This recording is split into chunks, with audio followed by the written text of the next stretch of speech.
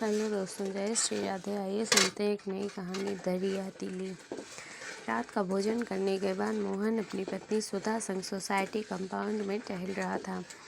ये दोनों दंपत्ति की आदत थी। ऐसे ही मुश्किल से कोई दिखाई देता था, क्योंकि तकरीबन सभी सोसाइटी में रहने वाले या तो टीवी देखने में या बढ़ती सर्दियों को चलते घरों में कैद रहते थे। अचानक दोनों पति पत्नी की नजरें सोसाइटी की पार्किंग में खड़ी एक गाड़ी की ओर गईं, जिसकी डिक्की खुली हुई थी। दोनों उसी ओर पहुंचे तो देखा, अरे ये तो दीपक और मधु की गाड़ी है। पास पहुंचने पर देखा तो दोनों दीपक और मधु डिक्की में कपड़े, कंबल आदि रख रहे थे। अरे दीपक भाई, मधु भाभी, कहाँ की तैयारी हो रही है? कहीं जा रहे हो क्या? मोहन ने पूछा।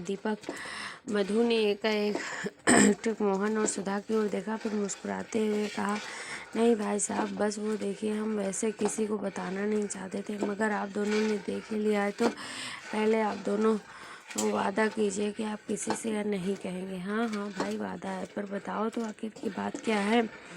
इस बार सुधा ने पहले करते हुए कहा। तो सुधा भाभी, हम लोगों ने गरीबों की मदद करने के लिए सोची। वो हमारे घरों में पुराने कपड़े जो हम पहनते नहीं हैं, वो रंगों में या तो फीके पड़ चुके हैं या छोटे हो गए हैं। अब हम खाते पीते परिवार से हैं, तो यूं ही बस वही है कुछ कंबल, उन्हीं कपड़े। तो सोचा वहाँ सड़क किनारे आजकल टोकरी खिलौने वालों ने डेरा जमाया हुआ।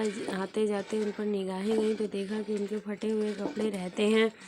अब हम लोगों को घरों में इतनी ठंडी लगती है कि रजाई कंबलों में है, और वो फटे हाल कपड़ों में ही सड़कों पर तो क्या हाल होगा उनका। बस यही सोचकर उन लोगों की मदद करने के लिए जा। दीपक हंसते हुए बोला, अरे ये तो बड़ी खुशी की बात है, तुम्हें तो सब सोसाइटी वालों को भी शामिल करना चाहिए। अरे भाई, तकरीबन हम सभी के घरों पुराने कपड़े होते ही हैं, तो इसलिए मोहन भाई, हम किसी को भी नहीं बताना चाहते। हाँ यार, भलाई का काम हम बता कर किया जाए तो लोगों को यूँ जताना कि देखो हम ये दान किया अच्छा नहीं लगता, इसलिए मैंने किसी को नहीं बताया।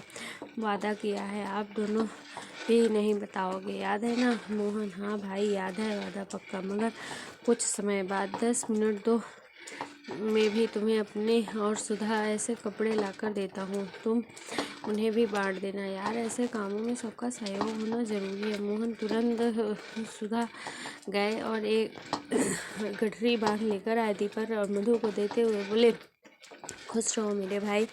कहकर दोनों दीपक और मधु से विदा लेकर टहलने चल दिए। कुछ ही पलों में दीपक मधु की गाड़ी में उन्हें सोसाइटी से बाहर जाती दिखी। दोनों बेहद खुश थे। चलो, कोई तो गरीबों का दर्द सहता है। मगर अगले दिन सुबह सुबह जब मोहन ने फेसबुक खोला तो लगभग 20 से 30 पिक्चर दीपक और मधु के फेसबुक अकाउंट पर उन्हें मुंह चिढ़ा रही थी, जिनमें वो अपने पुराने कपड़ों को देते हुए पिक्चर से मुस्कुराते नजर आ रहे थे। साथ ही लिखा था, करके देखिए, अच्छा लगता है। दोस्तों, मैं अक्सर देता हूँ लोगों को जो दिखावे या ऐसी हरकतें करते हैं, किसी को कुछ भी देते हैं तो फ़ोटो शूट करते हैं, फिर बड़ी शान से उन्हें सोशल मीडिया पर डालकर वाहवाही लूटने की कोशिश करते हैं। दोस्तों, इसे गलत मानता हूँ मैं। कह सकता हूँ ऐसा करके आप सामने वाले को भी ऐसा करने को प्रेरित करते हैं, मगर ये आप केवल कहकर या लिख कर भी बता सकते हैं। उन्हें कोई कुछ देते वक्त फ़ोटो शूट करना कहा कि दरिया दिली है। कृपया ऐसा ना करें। मेरे पापा कहते हैं कि दान देना है तो दो, कि एक हाथ से दो तो दूसरे हाथ को पता न चले। कुछ दृश्यों का साक्षी केवल ईश्वर को ही रहने दीजिए, क्योंकि हम जो भी करते हैं उसे ऊपर वाले की नज़रों में हमेशा रहते हैं। ज़िंदगी में बेशक हर मौके का फ़ायदा उठाओ, मगर किसी गरीब की हालत और मजबूरी का नहीं। बोलिए जय